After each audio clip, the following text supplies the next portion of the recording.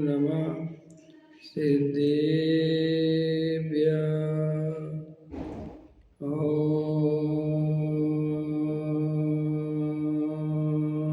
नमः सिद्धेभ्यः।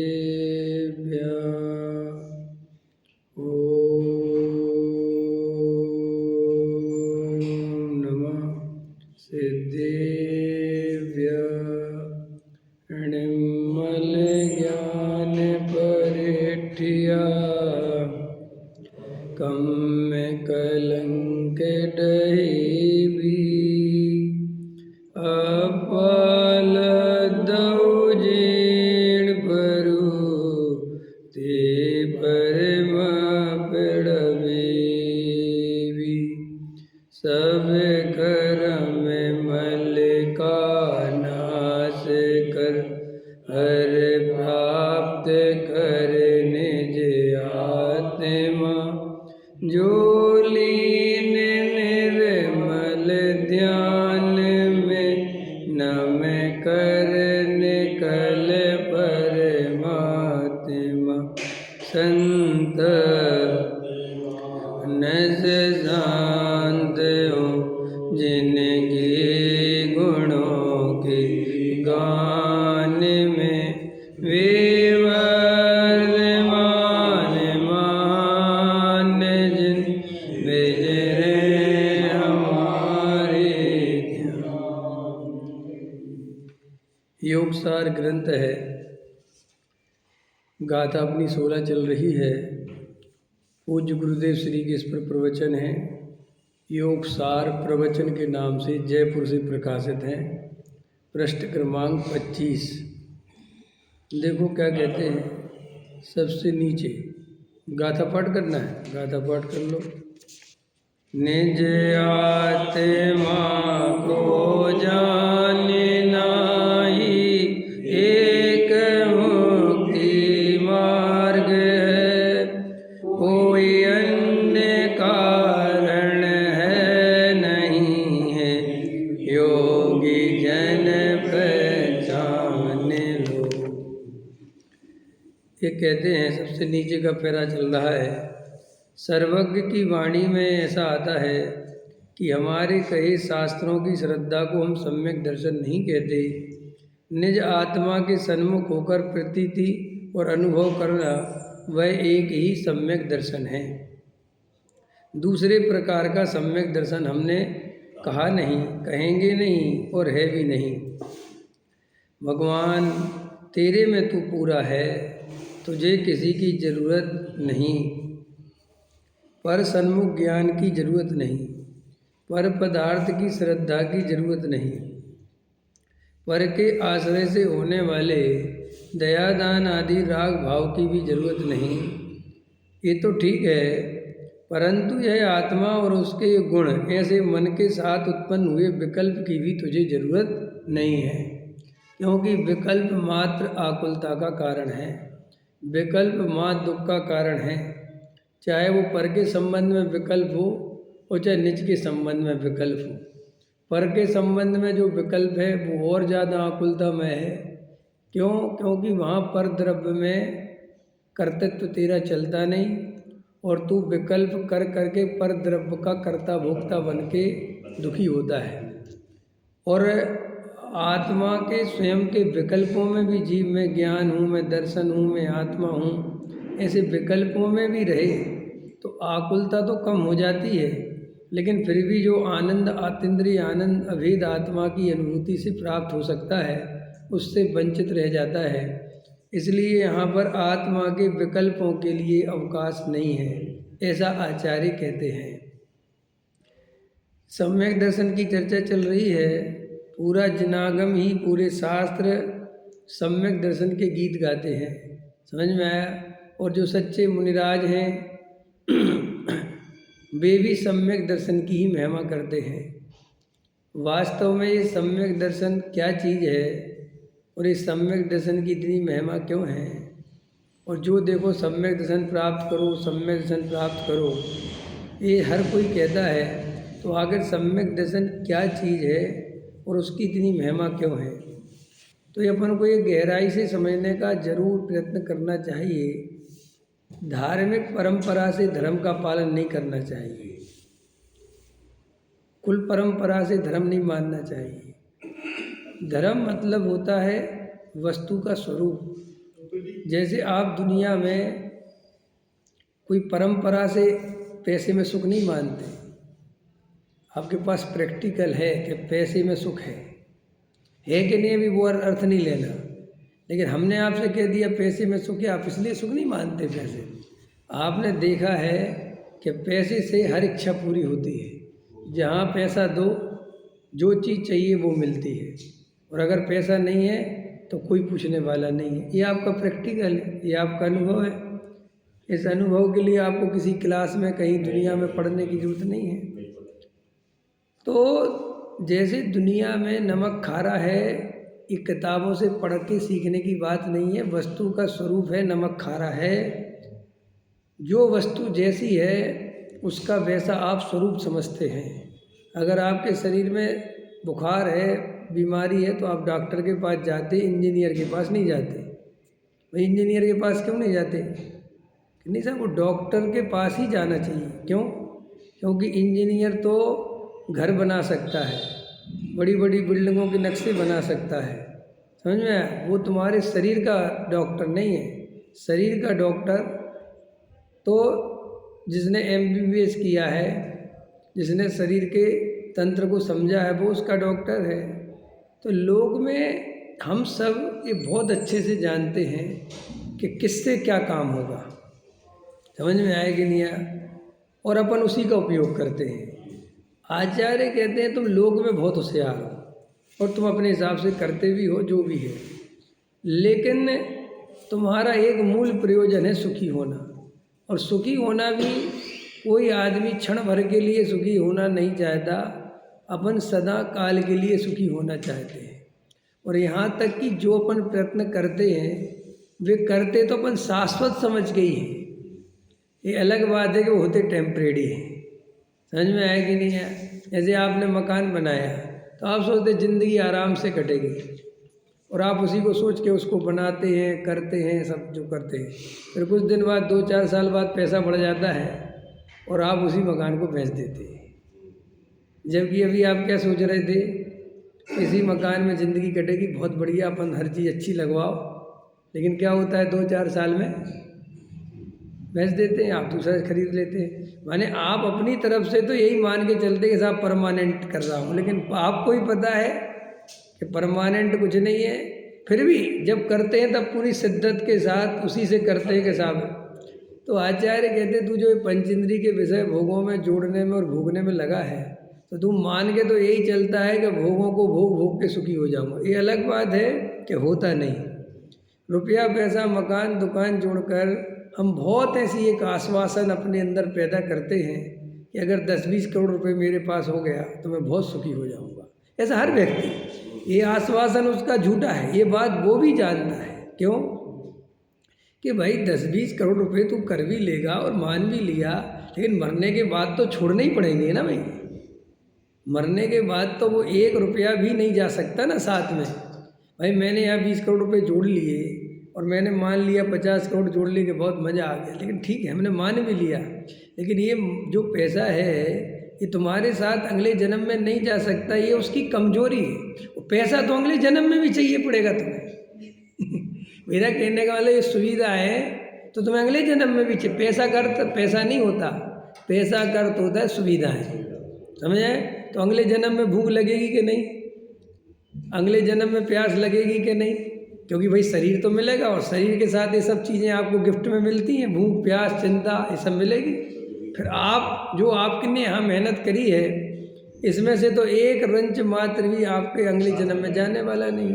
और मज़ेदार बात है, आचार्य भगवंत ये कहते हैं कि इस जन्म में भी जो तूने मेहनत करी है वो इस जन्म से नहीं मिली है। इस जन्म में जो मेहनत करी है वो तो भी कर्म बंधे हैं, उनका फल तो अगले जन्म में आएगा। तो साहब हमने क्या करा कि तूने पाप करा, तो साहब हमें तो पैसा मिला, ये तो पूर्व पुण्य के उदय से मिला। माने अगला जन्म तो बहुत दुखदाई होने वाला है। इस जन्म में तो तुम्हारी जैसे तैसे कट गई कि भाई पूरब का थोड़ा पुण्य था हमारे पास, तो बढ़िया कुल मिल गया, बड़ी संपत्ति, बड़ी माँ बाप, बढ़िया कुछ अच्छा मिल गया।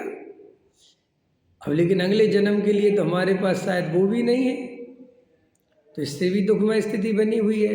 लेकिन हम उतना लंबा नहीं सोचते। मनुष्य की लिमिट है सोचने की, और हम उस लिमिट में सोचते रहते। और मज़ेदार बात है, वस्तु बहुत लंबी है, आप नहीं सोचते जी आपकी कमी है। वस्तु जो परिणमन है उसका अनादि अनंत, तो उसमें लंबाई बहुत है। और आपने क्या किया कि आपको जितना दिखता है आपने उतना ही मान लिया, लेकिन आपको नहीं पता आपको जितना दिखता है वो बहुत कम दिखता है, दुनिया उसके आगे बहुत है। समझ रहे? जैसे हम लोग मोटा मोटी पाप कितना समझते हैं भाई, ज़्यादा से ज़्यादा किसी जीव को मारना। अब लेकिन मनुष्यों को मार के खाने लगे, इतना नहीं सोचते थे अपन। लेकिन आप नहीं सोचते थे कि आपकी कमी है, दुनिया इतनी खतरनाक है। आप समझ रहे? आज भी लोग क्या क्या कर रहे हैं, क्या क्या तरह के पाप हो रहे हैं, अपन को क्या पता। तो अपन को पता नहीं होने से वो रुके हुए ऐसा थोड़ी चल रहा है। नरकों में जीवों की क्या दशा हो रही है, हमें ने क्या देखा, तुमने भले ही नहीं देखा, लेकिन वहाँ पे ऐसा हो रहा है। भाई आप सीरिया में युद्ध चढ़ा, अभी चले थे ना युद्ध, तो आपने देखा बेचारे 6-6 दिन बच्चे भूखे रहे, 8-8 दिन बच्चे भूखे, भूख से प्यासे मर गए, तड़प तड़प के मर गए। ये भी हुआ था यहाँ ईरान इराक में, तो मर गए बेचारे बिल्कुल भूखे, रोटी नहीं मिली। समझ में? अब आपको तो यहाँ बढ़िया रोटी मिल रही। अब जो आदमी जानते ही नहीं है सीरिया कहाँ है, जिस आदमी को पता ही नहीं है ईरान इराक कहाँ है, तो वो क्या सोच रहा है कि दुनिया में सबको रोटी मिल रही है। लेकिन ये आप सोच रहे हैं, लेकिन ऐसा नहीं है। ऐसे सबको लगता है कि नरक किसने देखा, क्या पता नरक है कि नहीं। अरे भाई साहब, आपको भले ही पता नहीं नरक है, और नरक है, और नरक जाता कौन है? मिथ्या दृष्टि जीव, बहु आरंभ परिग्रह के भाव वाला जीव जाता है। तो जब हम उसको थोड़ा गहराई में जाके देखेंगे, समझेंगे, तो समझ में आएगा कि ये धर्म क्या चीज़ है। समझ में? धर्म मतलब आपको लंबाई दिखाता है। धर्म आपका जो आप जितना देख पाते हो उससे 1000 गुना आगे का आपको दिखाता है, इसका नाम धर्म है। हम तो यहीं का देख पा रहे हैं कि पैसा जोड़ लेंगे, मकान बना लेंगे और मज़ा आ जाएगा। धर्म कह रहा मूर्ख, ये पर्याय कुछ काल में छूटेगी, समझ में? दूसरी पर्याय आएगी ना, वहाँ मकान जाएगा, न पत्नी न बच्चे, कुछ नहीं जाएगा। तो फिर मैं क्या करूँगा? अब हमने ये प्रश्न किया, पहले तुम्हारे मन में कुछ लेने देना नहीं था, लेकिन हमने जब ये प्रश्न आपसे करा तो आपने सरसरी पूछा कि साहब क्या करना है फिर। तो हमने कहा भाई धर्म समझो। तो एक्चुअल हुआ क्या कि हमने धर्म बताया, समझाया, लेकिन हमने क्यों नहीं समझा? क्योंकि हमने उनकी बातों पर श्रद्धा नहीं करी। सुन तो ली, सुन क्यों ली आपने? प्रश्न है कि आपने सुन क्यों ली? देखो, सुनने की 2 बातें होती हैं। एक तो अपन ट्रेन में बैठे हैं और अपने पास समय बहुत है और अखबार नहीं भी पढ़ना तो भी पढ़ लेते हैं। अब ऐसे ऐसे राजनीति बैठे होते ट्रेनों में, आपने सफ़र किया होगा, ट्रेन में बैठे होंगे लोग, पहले तो आदमी घंटा आधा घंटा माहौल देखेगा, बैठा रहेगा, फिर एकदम से धीरे धीरे चालू करे, और भाई साहब आपको कहाँ जाना है? भैया हमें तो यहीं जाना। अच्छा, और भाई साहब इस समय किसकी सरकार आपको लग रही है आएगी 2029 के चुनाव में? साहब हमें तो लग रहा है मोदी आएगा। मोदी कैसे आएगा साहब? अब ऐसे वो चल रहे हैं और लगे धड़ धड़ धड़ धड़ धड़ धड़ धड़ धड़ धड़ धड़ धड़, बहुत बात हो रही है, 2 घंटे निकल गए और बड़ी तन्मयता से लगे, मतलब कोई समझे कि जैसे अगला चुनाव इन्हीं को लड़ना हो। लेकिन मेरा प्रश्न है, वो चुनावी चर्चा जो चल रही है उनका उससे क्या प्रयोजन है? उनका एक ही प्रयोजन है कि समय बहुत है, टाइम कट जाएगा, और जैसे उनका स्टेशन आता है बात खत्म हो गई। कहीं हम धर्म ऐसे ही टाइम पास तो नहीं कर रहे, ये अपने को चेक करना है कि भाई सुबह मंदिर आ गए, टाइम मिल जाता है, अनुकूलता है, थोड़ा अच्छा सा लगता है, थोड़ा मन में एक पॉजिटिवनेस आती है, थोड़ा पुण्य तो बन ही जाता है, कम से कम पापों से तो बच ही जाते हैं, भगवान का पूजा पाठ प्रक्षाल कर लेते। वो पंडित जी हम ज़्यादा तो जानते नहीं, लेकिन कम से कम भगवान की पूजा पाठ सेवा करेंगे तो क्या पता अगला जन्म सुधर जाए, जबकि रियल में आपको अगले जन्म से कोई लेना ही देना नहीं है। आप कहोगे क्या बात करते हो, हमें क्यों लेना देना नहीं है? देखो भाई, जिसको लेना देना होता है वो ये नहीं कहता है कि पंडित जी आप तो सब जानते हैं, हम तो अज्ञानी जीव हैं। नहीं, वो ज्ञान को प्राप्त करने के लिए कमर कसता है। वो ये कह के ढीला नहीं पड़ता कि मुझे नहीं पता इसलिए मैं तो पूजा पाठ कर। ये सब तुम्हारे नहीं, अंदर में श्रद्धान की कमी है। आप समझ रहे, जैसे आप स्वाध्याय नहीं करते, आप समझना नहीं चाहते गहराई से, और आप पूजा पाठ करके भग जाते हैं, और आपको पता भी है कि ये पूजा पाठ सम्यक दर्शन नहीं दिला सकता, फिर भी आप स्वाध्याय में अभ्यास नहीं करते। तत्व क्यों? क्योंकि हमें अगले जन्म का श्रद्धान ही नहीं है। हमें ये पक्का भरोसा ही नहीं है कि अगला जन्म होता भी है कि नहीं होता है। देखो, मैं आपको इसके लिए उदाहरण दे सकता हूँ।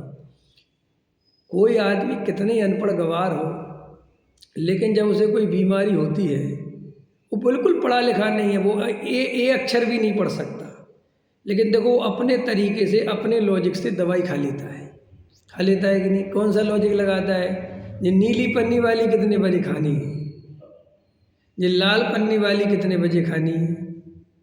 अब जो कोई तरीका है याद रखने का, आप कहोगे यार लाल पन्नी पीली पन्नी, लेकिन नहीं, उसके प्रयोजन की सिद्धि, चूंकि वो पढ़ा लिखा नहीं है, तो वो लाल पीली नीली पन्नी से अपने प्रयोजन की सिद्धि कर लेगा, लेकिन गारंटी दे रहा हूँ वो सही दवाई खाएगा।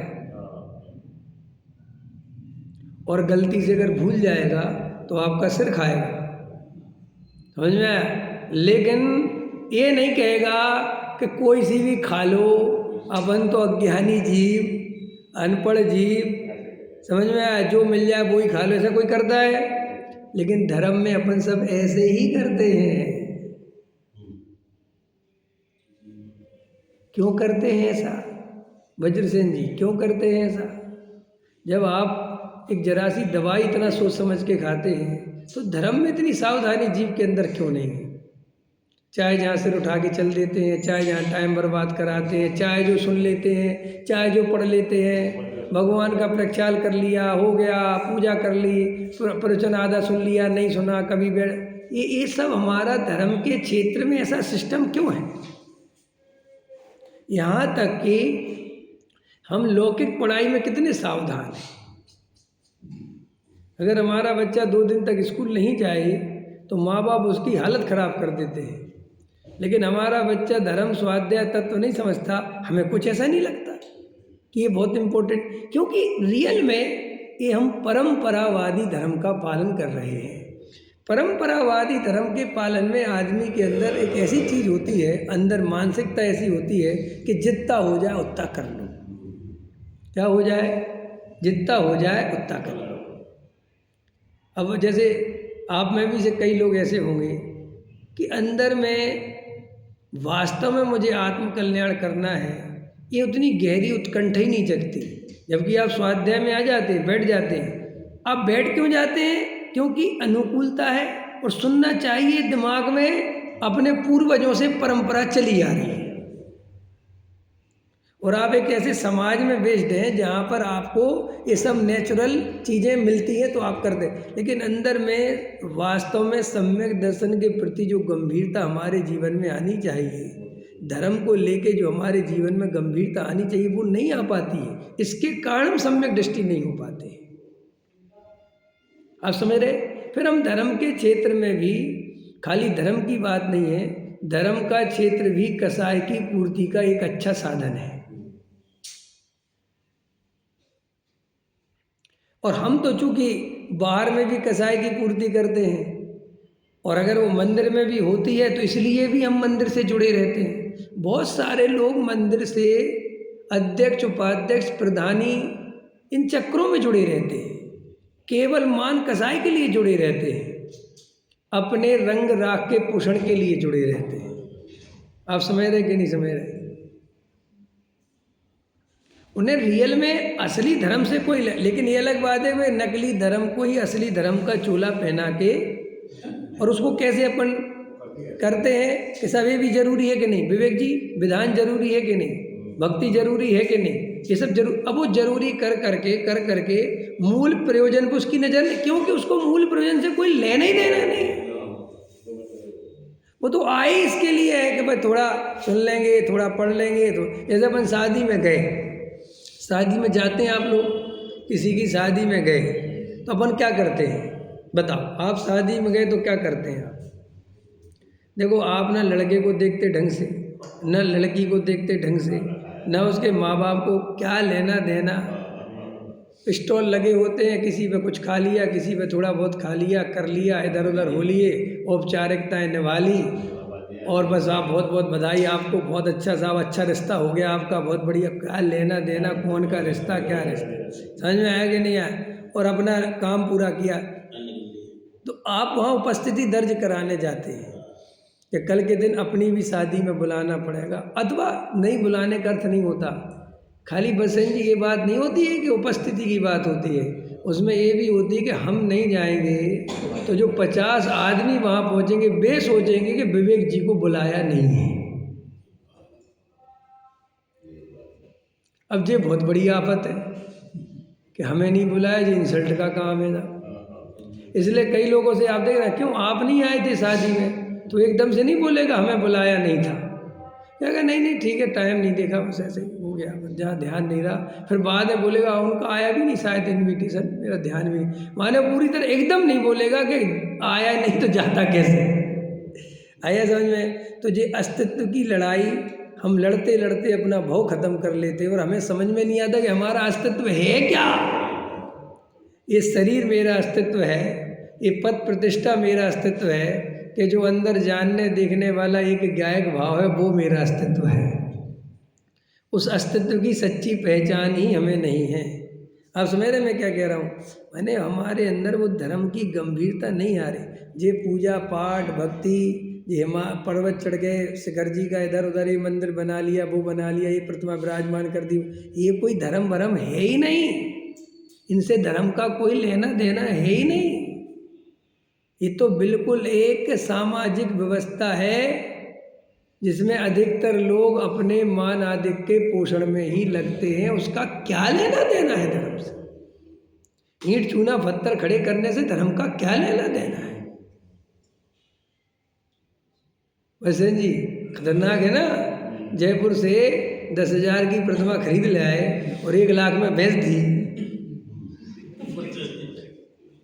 है। क्यों? 1 लाख में बेच दी और एक पंडित बुला के मंत्र फुकवा दिया कि फूक दे। समझ में आया कि नहीं आया? बन गए भगवान। तो वो कहता 90,000 बच गए। ये इसमें धर्म हो सकता है? और 90,000 में से 5,000 कमीशन पंडित को दे दो। समझ में आएगा? तो फिर श्रोता को क्या मिला? श्रोता को धर्म मिला। श्रोता ये सोच के आया कि धर्म हो गया, हम पंच कल्याणक देखा है, उसको धर्म हो गया। सबको अपने अपने हिसाब से लड्डू मिल गया, जिसकी जहाँ नज़र थी उसने हिसाब से लड्डू ले लिया। समाज वालों का मंदिर बन गया। अब सेठिया इधर जाए उधर जाए, हमें क्या लेना देना। सब अपने मैंने मेरा कहने का तात्पर्य इसमें धर्म कैसे हो सकता है? धर्म तो वस्तु के स्वभाव का नाम है। वस्तु स्वभाव धम्म। भाई देह धर्म, देह का धर्म क्या, आत्मा का धर्म क्या, इसमें से उसको पहचानना और अपने धर्म को पहचानना ही अपना धर्म है। मेरा धर्म क्या है?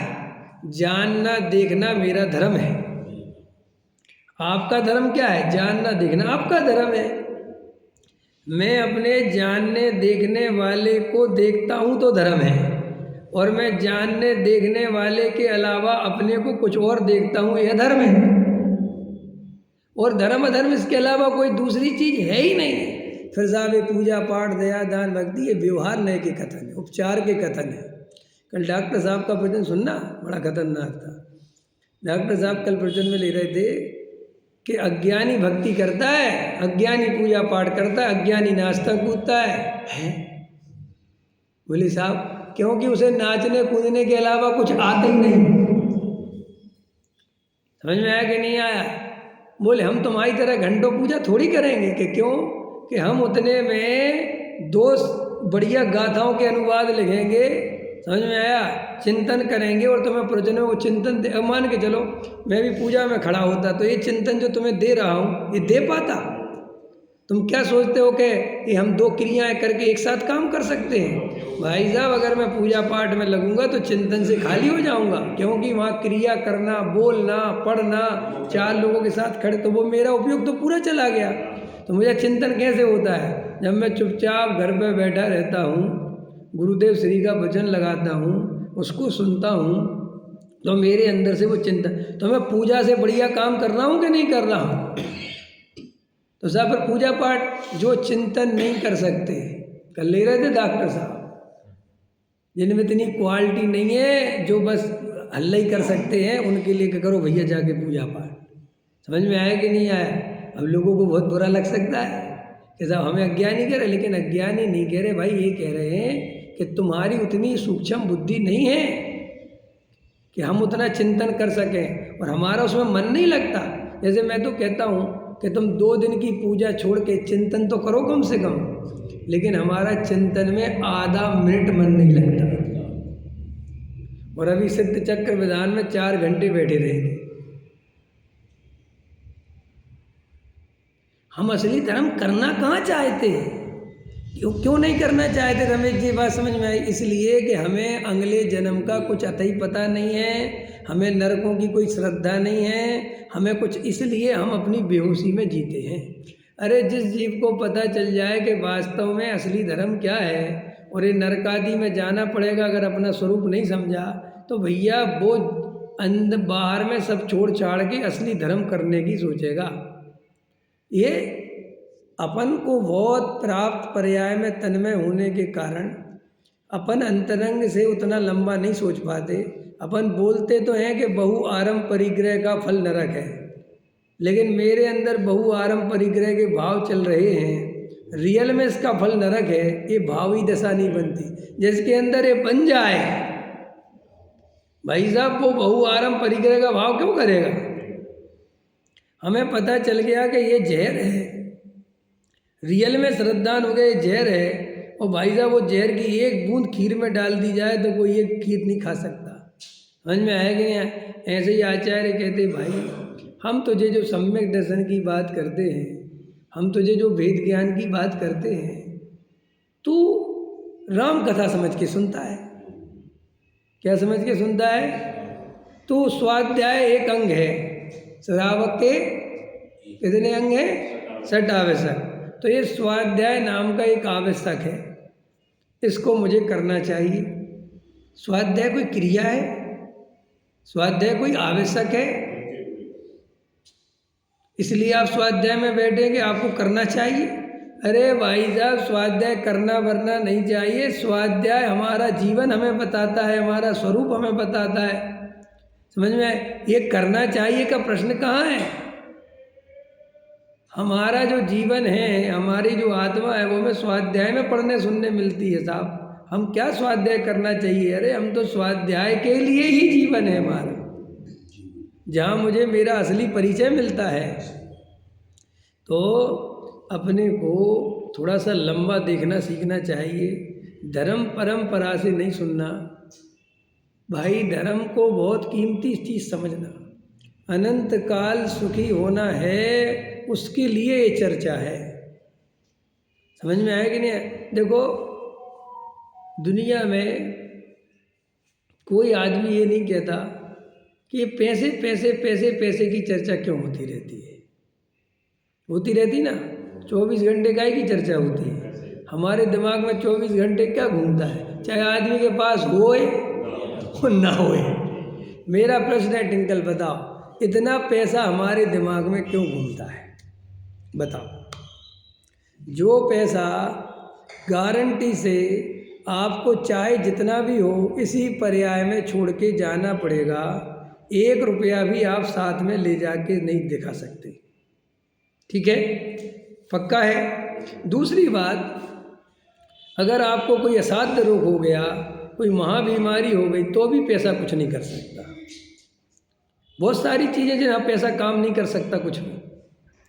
अब प्रश्न ये है कि ऐसा पैसा जो इसी पर्याय में छोड़ के जाना है, जो बहुत ज़्यादा ऐसा नहीं है, लेकिन हमारे दिमाग में वो पैसा पैसा क्यों घूमता है? अच्छे अच्छे पंडितों के दिमाग में घूमता है, संत साधुओं के दिमाग में घूमता है। आखिर ये पैसा है क्या चीज, इतना क्यों घूमता है रमेश जी? पैसा घूमता है दिमाग में, दुकान पे किसी से लेना देना में घूमता है ना पैसा। तो क्यों घूमता है इतना पैसा, क्यों घूमता है अपने दिमाग में? क्योंकि अपने को पैसा सुख का आधार दिखता है। लोग कहते हमारे दिन भर आत्मा नहीं घूमता चित्त में, समझ में आया? इसलिए आत्मा नहीं घूमता कि हमें आत्मा कोई सुख का आधार दिखाई नहीं देता। हम इतनी आत्मा की बात सुनने के बाद और पैसा इतना निरर्थक है ये सुनने के बाद भी हमारे दिमाग में पैसा घूमता है, आत्मा नहीं। उसका कारण है कि श्रद्धा नहीं है कि आत्मा सुनने की चीज़ है और पैसा असली चीज़ है।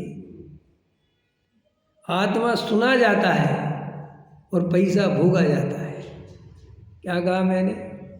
आत्मा सुना जाता है, पैसा भोगा। हाँ, पैसा इम्पोर्टेंट चीज़ है। जैसे मैं आपको बढ़िया से बढ़िया आत्मा की बात सुनाऊं और आप बहुत प्रसन्न हो जाओ, बहुत अच्छी बात करनी, मजा, आपने साहब हमारे जन्मों जन्मों के कष्ट दूर कर दिए, आपका अनंत उपकार है, ठीक है। और मैं कहूँ ठीक है 1 लाख रुपए दे दूँ, मैंने आप पे इतना उपकार किया है। भाई आप अभी कह रहे थे कि मैं आपका कितना कुछ हो जाए आपका ऋण नहीं चुका सकता, समझ में आया कि नहीं आया? हम कह रहे लाओ 1 ही लाख रुपए दे दो, ज़्यादा ऋण फिर की कोई टेंशन नहीं है। अरे पंडित जी ऐसे कैसे होता है, ऐसे तो आप तो भ्रष्ट पंडित हो। अरे अब तुझे भ्रष्ट से क्या लेना देना, तेरा काम तो कर दिया ना उसने, तुझे तो जो चाहिए था वो मिल गया ना। अब उस बेचारे को अगर कोई ज़रूरत है तो तू दे दे। तो आचार्य कहते नहीं, वो यहाँ से बहुत होशियार है, आपको आदमी से बहुत मिल जाएंगे कहते हुए हमारी जान ले लेना तुम, क्या है जान दे देंगे आपके लिए। अच्छा है, तो अगर उससे तुम ऐसा कोई कहे ना तुमसे तो तुम उससे कहना जान मत दे, 500 रुपये दे जा, ज़्यादा नहीं मांग रहा मैं। कितने कहना लाओ 1500 दे दो कुछ। कहेगा अरे क्या फालतू बात कर दो, तू तो अभी जान ले लेना ना भाई। मज़ेदार बात है, जान कोई क्यों लेगा? मैं अगर तुम्हारी जान लूँगा तो भाई तिहाड़ जेल में तो मुझे जाना पड़ेगा ना। तो ये सोचते हैं कि जो परिग्रह है जो दे रहा है हमको परिग्रह पंडित साहब क्यों दे? पंडित साहब आप समझे नहीं, वो तो वो बात है नहीं। ये चालाकी तुम्हारे अंदर आई तो आचार्य कहते कि तुम्हारा समर्पण आया ही नहीं। जहाँ चालाकी काम करे वहाँ सब समर्पण का अर्थ होता है। जहाँ इतनी श्रद्धा हो गई कि हमें चिंता नहीं, विचार ही नहीं कि आप क्या करोगे, आप जानो, आपको जरूरत है आप ले जाओ। देखो जिसके अंदर जो बनियाई बुद्धि काम करती है, आचार्य कहते बनियाई बुद्धि वाला हमेशा धर्म की तरफ नहीं धन की तरफ झुक देगा। जैनों को देखो तुम कितना कुछ हो, धन की तरफ झुकते हैं। धर्म बहुत उत्कृष्ट है अपना, लेकिन अपन अंदर में धर्म की तरफ ना झुक के धन की तरफ झुकते हैं। आपको बुरा लगेगा मेरी बात, कई लोगों को बुरा इसलिए लगता है कि साहब अपने धर्म की बदनामी कर रहे साहब आप जैनियों के बारे, लेकिन हमारा जैनी तुम्हारा जैनी ये कहाँ से निकाल के रहा है? जैन धर्म तो वीतरागी है। अच्छा आप जैनी हो कि आत्मा हो, बोलो? हम जैनी हैं कि आत्मा है? आत्मा है ना।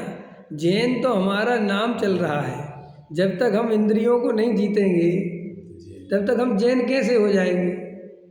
तो अभी हम तो जैन कहलाने के लायक नहीं, तो व्यवहार है। और इस जैन पने को जब तक पकड़ के रखोगे तब तक वो इंद्रियों को जीत ही नहीं सकते ना। असली जैन अगर होना है वास्तव में तो उसको तो आत्मा ही समझना पड़ेगा, और ये परद्रव्य से एकत्वमत बुद्धि तोड़नी पड़ेगी। तो देखो आचार्य कहते हैं कि तुम्हें कभी कभी लगता होगा कि जैन दर्शन के हर ग्रंथ में सम्यक दर्शन की इतनी महिमा क्यों गाई गई। मैं तो इस पर बात कर रहा था। इसलिए गाई गई कि सम्यक दर्शन ही मोक्ष महल की प्रथम सीढ़ी है। सम्यक दर्शन ही सुखी होने का वास्तविक उपाय है, और कोई उपाय सुखी होने का है ही नहीं। समझ में आया कि नहीं आया?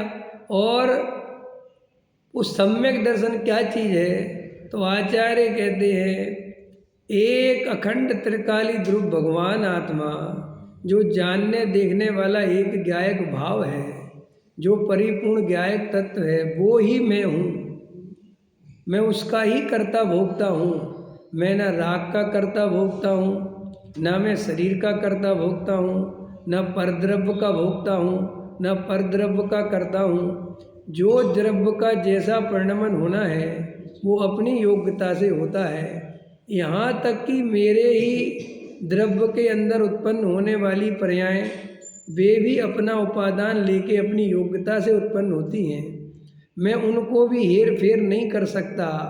जब तक ये दुनिया का सबसे बड़ा यूनिवर्सल ट्रूथ, इस संसार का सबसे बड़ा सत्य ये है कि हम आत्मा हैं और आत्मा कभी चाह कर भी शरीर नहीं हो सकता, राग नहीं हो सकता, पर द्रव्य का कर्ता भोक्ता नहीं हो सकता। और ये जो नहीं हो सकता और जो होने की जो हमारी ताकत है लगी हुई है, ये हमारी दुख का कारण है। नमक कभी मीठा नहीं हो सकता और चीनी कभी खारी नहीं हो सकती, लेकिन हम सब मिलकर जन्मों जन्मों से नमक को मीठा करने में और चीनी को खारी करने में लगे हुए हैं, इसलिए हम बहुत दुखी हैं। आचार्य कह रहे हैं कि तुम किसी को सुखी नहीं कर सकते और कोई तुम्हें सुखी नहीं कर सकता, लेकिन हम वज्रसेन जी से कह रहे हैं आप हमें सुखी करो, और वज्रसेन जी कह रहे हैं आप हमें सुखी करो, और हम दोनों परेशान हो रहे हैं, उस चक्कर में दुखी हो रहे हैं और नरक निगोद में घूम रहे हैं। समझ में? और जब हम किसी को सुख का कारण मानते हैं तो गारंटी से उसका दूसरा पहलू उसी में छुपा हुआ है कि हम किसी को दुख का कारण भी मानेंगे। हमारी सारी चेतना जो शांत नहीं हो पा रही है, हमारे चित्त में जो अशांति बढ़ती चली जाती है, रमेश जी, हमारे चित्त में जो आनंद नहीं हो रहा है, उसका कारण क्या है? हम पर द्रव्य से चिपके पड़े हैं। हम पर द्रव्य में कर्ता भोक्तापन लेके बैठे हुए हैं। हम पर द्रव्य को अपने अनुसार परिणमन कराने की तीव्र इच्छा लेके चल रहे हैं और इसे मान्यता पूर्वक चल रहे हैं कि परिणमन हो जाएगा। रात और दिन हमारे अंदर घर परिवार, मकान, दुकान, स्त्री, पुत्र, कुटुंब, परिवार, ये मन में घूमते ही चले जाते हैं। कभी बेटे का विकल्प, कभी बच्ची का विकल्प, कभी पोते का विकल्प, कभी घर का विकल्प, कभी व्यापार का विकल्प, कभी समाज का विकल्प, कभी मंदिर का विकल्प। ये सब विकल्प क्यों आते हैं? आचार्य कहते तेरे अंदर भयंकर कर्तृत्व है, मैं बदल दूंगा, मैं नहीं रहूंगा तो घर का क्या होगा। ये जो अंदर कर्तृत्व का मिथ्यात्व है ये हमें जीने नहीं देता। आप कह रहे हैं कि सबसे ज़्यादा यही है, लेकिन आप इसे निकालना नहीं चाहते। आपको ये बात समझ में आती है, लेकिन समझ के आके वापस चली जाती है, इस श्रद्धांत तक नहीं पहुंचती, और इस श्रद्धांत तक नहीं पहुंचेगी तो बात नहीं बनेगी। देखो, मैं कई पंडित जियों के कभी कभार भाग्य से या जैसे भी कहना है कभी कभी सुनने मिल जाता है ना, समझ में आया कि नहीं है, चाहे ब्रह्मचारी हो चाहे त्यागी वृत्ति हो, कोई भी हो। तो मैं अधिकतर देखता हूँ लोगों का ध्यान कारण पर नहीं है, लोगों का ध्यान कार्य पे है। हम तुम्हें वैराग्य की चर्चा सुना रहे, लेकिन वैराग्य का आधार असली त्रिकाली ध्रुव है, वो तो हमारे ज्ञान में है ही नहीं। हम उस तरफ चर्चा ही नहीं कर रहे। हम भोगों के दुख बता रहे, ये बता रहे, वो बता रहे, नेगेटिव नेगेटिव, छोड़ो छोड़ो छोड़ो। क्या छोड़ें? हमने महावीर को राज्य छोड़ते हुए देखा। क्या बोला मैंने? महावीर को हमने राजा राजपाट छोड़ते देखा, चक्रवर्ती को हमने चक्रवर्ती पद राजपाट छोड़ते देखा, वैभव छोड़ते देखा, लेकिन उन्होंने निज वैभव ग्रहण कर लिया है, ये नहीं देखा। हमने महावीर की बाहर की तपस्या तो देखी, लेकिन वो तपस्या का अंदर आधार जो आनंद है वो हमने नहीं देखा, तो हम नेगेटिव होते चले गए। भोगी ही योगी, क्या कहा मैंने? भोगी ही योगी बन गया, क्योंकि भोग से भी बढ़िया मजा योग में आ गया। लेकिन हमने भोगों को छोड़ते तो देखा, लेकिन उसने अंतर में जो आनंद लिया वो तो हमने देखा ही नहीं। अब समझ रहे मैं क्या कहना चाहता हूँ? भाई हम शरीर की क्रिया तो ही देखते हैं, हम बाहर में किसने क्या छोड़ा हम यही तो देखते हैं, लेकिन अंदर में किसको क्या मिला ये तो हम देख ही नहीं पाते। अरे परमात्मा ने ग्रस्तपना छोड़ा है। हाँ, कहने का तात्पर्य है कि आप पॉजिटिव में जाओ। कुछ ऐसा आनंद मिला है जिसमें इंद्रियों के आनंद 2 कौड़ी के लगने लगे हैं। ये तरीका है छोड़ने का। और हम लोग निषेध नेगेटिव होते होते हर चीज़ में हमारी चर्चा क्या है, प्रवचनों में चर्चा क्या है, त्याग त्याग त्याग त्याग, ओनली नेगेटिव। तुम ये करते हो पापी, तुम ये करते हो पापी, तुम नरक जाओगे, ये छोड़ो ये छोड़ो ये छोड़ो ये छोड़ो ये छोड़ो ये छोड़ो। कोई ये कहता ही नहीं कि अपना स्वरूप देखो आनंदमय है। कि साहब छोड़ना छोड़ना छोड़ना तुमने पकड़ा ही नहीं। तुमने भ्रम से अज्ञान से अपने को देह वाला क्रिया वाला माना, वो कर सकता नहीं। बस ऐसा अनुभव करो, इसका नाम धर्म है। तो ये बहुत सरल हो गया धर्म। और छोड़ो छोड़ो छोड़ो छोड़ो, त्यागी कर दो, ब्रह्मचारी बनो, ये कठिन हो गया। तो हमें धर्म दुखरूप लगता है, क्योंकि हमारे पास नेगेटिव शास्त्र भी पड़े भरे पड़े नेगेटिव चीज़ों से। क्योंकि पॉजिटिव ज़्यादा दिखाया नहीं जा सकता, कहा नहीं जा सकता, और नेगेटिव बताने के लिए आप शास्त्र के शास्त्र भर दो। दुनिया में एक ही वक्ता है, और उसकी परंपरा में और भी वक्ता है जिसने पॉजिटिव बात करी। उसका नाम है पूज्य गुरुदेव श्री कांजी स्वामी, जिन्होंने हमें इस दुनियादारी से ऊपर उठाकर भगवान बताया। जिन्होंने हमें बताया कि तुम देह में रहते हुए देह नहीं होते, तुम डरो मत।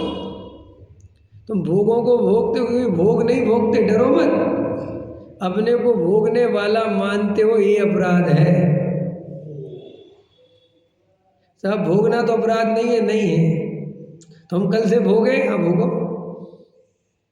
ये मानकर भोगना कि हम भोगने वाले नहीं हैं। ठीक है साहब, पक्का सुनो, किसी के माई के लाल में दम नहीं है। सम्यक दर्शन के बिना ये मान ले, क्योंकि अंदर से तो आत्मा कहेगी कि तू नहीं किया, क्योंकि तेरी गायक में दृष्टि नहीं है। तो तू कितने ही कहे मैंने नहीं किया मैंने नहीं किया, यही तो हो रहा अपने साथ। अपन है मिथ्या दृष्टि उदाहरण के लिए, और अपन कहते साहब भोग हमने नहीं भोगे, लेकिन अंदर लगता रहता है भोग तो हम ही भोग रहे, मजा तो हम ही को आ रहा। और ये धर्म तो बहुत अच्छा मिल गया, कहते रहो कि अपन तो भोगने वाले हैं नहीं, और भोगते रहो। तो तू क्या सोचता है, इससे सम्य दृष्टि हो जाएगा? नहीं, मिथ्या दृष्टि रहेगा। क्यों? हमें कोई डर नहीं है कि तुम हमारे ऐसा कहने से भोगों में चले जाओगे, चले जाओ, हमें क्या प्रश्न है। लेकिन आचार्य कह रहे भोग नहीं सकता, वास्तविकता ये है, रियल है ये बात। क्या कह रहा हूँ नहीं समझ में आया? देखो, व्यवहाराभासी त्याग व्रत करके मिथ्या दृष्टि है कि नहीं? देखो, भोग वाला तो तुम्हें मिथ्या दृष्टि समझ में आता है, त्याग व्रत वाला मिथ्या दृष्टि क्यों है, ये बताओ। देवेंद्र जी, एक आदमी पंच इंद्री के विषय भोग भोगता है, घर बनाता है, परिग्रह इकट्ठा करता है, जो कुछ भी है, वो तो मिथ्या दृष्टि कहने में हमें कोई दिक्कत नहीं, ठीक है साहब। एक आदमी घर छोड़ता है, त्यागी वृत्ति बनता है, चद्दर उड़ता है, ब्रह्मचारी बनता है, समझ में आया कि निर्वृत्ति लेके अपना जीवन गुजारता है, वो भी मिथ्या दृष्टि है। ये बात कैसे समझ में आती? ये क्यों मिथ्या दृष्टि है भाई? इसके मिथ्यात्व का कारण क्या है भाई? इसके मिथ्यात्व का कारण तो इसके विषय भोग है, ठीक है। ये ब्रह्मचारी त्यागी वृत्ति जो बेचारा आदमी बढ़िया है, ये मिथ्या दृष्टि किस कारण से है बताओ? द्रव्यलिंगी मुनि मिथ्या दृष्टि किस कारण से है? अपनी आत्मा का वो नहीं किया, इस कारण से मिथ्या दृष्टि है, ठीक है। अब दूसरा कारण बताओ, ये तो समझ में आया, दूसरा कारण क्या है? दूसरा कारण को मैं मुनि हूँ, मैंने त्याग किया है, ये उसके अंदर हम पैसे वाले बनते हैं, वो पैसे वाले बनते हैं। अब ठीक हो गया। इसका मतलब ये है कि मैंने त्याग किया ये मान्यता भी मिथ्या तो फिर मैंने भोग किया ये मान्यता भी मिथ्या है। नहीं समझ में आया? पकड़ में आया? अगर भोग किया होता रियल में तो फिर मैंने त्याग किया ये तो मान्यता सम्यक होनी चाहिए। फिर तो भाई एकदम एक बात, तो फिर गलत क्या है भाई? मैंने चोरी करी और मैं जेल गया, ठीक है, एकदम ठीक है, एक्यूरेट है। लेकिन मैंने चोरी नहीं की और मैं जेल गया, ये कैसे हो गया? अथवा मैं जेल तो गया लेकिन मैंने चोरी नहीं की, ऐसे कैसे हो गया? अब समझ रहे? तुम जब त्याग किया इस मान्यता को मिथ्यात्व कहते हो, तो मैंने भोग किया ये मान्यता मिथ्यात्व क्यों नहीं होगी? अगर त्यागने का अहंकार मिथ्यात्व है तो भोगने का भाव कि मैंने भोगा ये भाव भी मिथ्यात्व है। अगर अपने को ग्रस्त मानना मिथ्यात्व है, अपने को मुनि मानना मिथ्यात्व है, तो अपने को ग्रस्त मानना भी मिथ्यात्व है। लॉजिक है ना, तर्क है ना। हम चार गति भोगने के कारण नहीं घूम रहे हैं, भोगने वाला मानने के कारण घूम रहे हैं। रमेश कुमार जी, आप दुखी इसलिए नहीं हो कि आपका कर्म का उदय खोटा है, आप दुखी इसलिए हो कि अपने को कर्म के उदय वाला मानते हो। ये स्थापना पहले देखो, पत्नी का दुख तभी मिल सकता है जब पहले अपने को उसका पति मानो। पति माने बिना पत्नी का दुख दुनिया में 3 काल में किसी को नहीं मिल सकता। मिल सकता है पिता का दुख, समझ में आया कि नहीं आया? तभी हो सकता है जब किसी के पिता अपने को मानोगे तो, वरना कैसे मिल जाएगा? अमेरिका में तलाक हो जाते हैं, हिंदुस्तान का मैं उदाहरण देना नहीं चाहता, हिंदुस्तान में नहीं होते और नहीं होने चाहिए, लेकिन अमेरिका की संस्कृति वहाँ ऐसी है, तलाक होते हैं तो तलाक हो गए। अब कोई खबर आई कि तुम्हारी पत्नी जो है वो किसी और आदमी के साथ घूम रही। कौन की पत्नी? कहाँ की पत्नी है भाई साहब? वो जिससे आपने वो गिरजाघर में वो लिया था, शादी करी थी। अरे मूर्ख, 3 दिन पहले तलाक हो गया भाई। मैंने आप समझो ये बात, गहराई से अंदर फील करो कि जहाँ वो पति पने की दृष्टि छूटी, वहाँ पत्नी पने की दृष्टि तो अपने आप ही गई। अब उसे कितना दुख होगा कि वो किसी और के साथ घूम रही। खत्म हो गई, किसी के साथ घूमे, हमें क्या लेना देना। तो दुख काहे से आया? ऐसे ही हम कहते साहब हम तो अपने को आत्मा मानते, लेकिन दुख बहुत है। किस बात का दुख है? ऐसा आप दुख इस बात का है कि वो सम्यक दर्शन नहीं हो रहा। साफ दुख इस बात का है कि साहब आत्मा की अनुभूति नहीं हो रही। साफ दुख इस बात का है कि वो नियम व्रत नहीं आ रहे। आचार्य कहते इसलिए तो तू मिथ्या दृष्टि है, इसलिए तो वो अनुभूति आ नहीं रही, क्योंकि तूने अभी पर्याय का चश्मा उतारा ही नहीं। लाल चश्मा पहनता है, वो कहता सब लाल लाल दिख रहा है। तो हमने कहा नहीं साहब, लाल लाल कुछ भी नहीं है तेरा चश्मा। हाँ अच्छा, सब सफ़ेद सफ़ेद है, लेकिन उसी चश्मे में से देख रहा। तो भाई सफ़ेद दिखे तो दिखे कैसे? ऐसे ही तू पर्याय का चश्मा तो उतारता ही नहीं और त्रिकाली ध्रुव की दृष्टि करता नहीं, और मेरे राग नहीं मिटता, मेरी कसाई नहीं मिटती, मेरी भोगों की परिणति नहीं जाती। कहाँ से तू अपने को भोगने वाला, कसाय वाला मान के ही चल रहा है? आया समझ? इसलिए मुझे इस बात का कभी फिक्र नहीं होती कि अपन कहेंगे कि तुम भोगने वाले नहीं हो तो लोग भोगने लगेंगे और कहेंगे हम तो भोगते ही नहीं। भाई साहब तुम कितने ऊपर शब्दों से बोलना कि हम भोगते नहीं, लेकिन जब तक आत्मा की दृष्टि होगी नहीं तब तक आत्मा से ये आवाज आएगी नहीं कि तू भोगने वाला नहीं है। समझ में आएगी नहीं आया? जैसे हम ममता, माँ की ममता आर्टिफिशियल कितनी ही लाएं, हाव भाव लाएं, बच्चे को दें और वो वैसे ही करे, तो भी अंदर से जो ममता की उत्पत्ति है वो होगी ही नहीं, क्योंकि उसके लिए बच्चे का जन्म होना अत्यंत आवश्यक है। पकड़ में आया? ऐसे ही मैं करता भोगता नहीं और भोगों में लगा हूँ, और मैं ये मानता हूँ, आचार्य कहते सुनो भाई, तुम ये शब्दों से कितने बोल लो, लेकिन अंदर से अभोक्ता की आवाज़ आएगी नहीं। ये हमारे साथ हो रहा है। हम समय सार सुन के जा रहे हैं, आत्मा की बात सुन के जा रहे हैं, और ये सोच समझ के जा रहे हैं कि मैं कर्ता भोक्ता नहीं हूँ, लेकिन बाहर जाते ही कर्ता भोक्ता का भूत पूरी तरह खड़ा हो जाता है। क्यों? क्योंकि अभी वो निकला ही नहीं है। वो यहाँ सुन सुन के कहने तो लगे कि मैं कर्ता भोक्ता नहीं हूँ, लेकिन वो अंदर से नहीं निकला। अंदर से निकलने के लिए गहरा तत्व विचार, तत्व चिंतन, समझ में आया? संसार की अरुचि, ज्ञायक की दृष्टि, निरंतर अपने स्वरूप का घोलन, तब जाके वो भूत निकलता है। ऐसे वो भूत निकलने वाला, कल आपने कहा था हम भोगने वाले हैं ही नहीं, तो हमने तो ज़्यादा चिंता छोड़ दी होगी तुमने चिंता, लेकिन चिंता छोड़ नहीं पाए होगे। आपको क्या लगता है निश्चयभाषी की सारी चिंताएं मिट गई? भाई साहब, सारी चिंताएं ज्यों की त्यों खड़ी रहती, बस मोक्ष की चिंता छोड़ दी उसने। समझ में आया कि नहीं आया? पकड़ में आया कि नहीं आया? और सम्यक दृष्टि कौन है? जिसने दुकान की चिंता और मोक्ष की चिंता एक साथ छोड़ दी, उसका नाम सम्यक दृष्टि है। अब हसन जी इसी में घटित कर दो तीनों भास, कर सकते हो? टिंकल देखो मैं करता हूँ।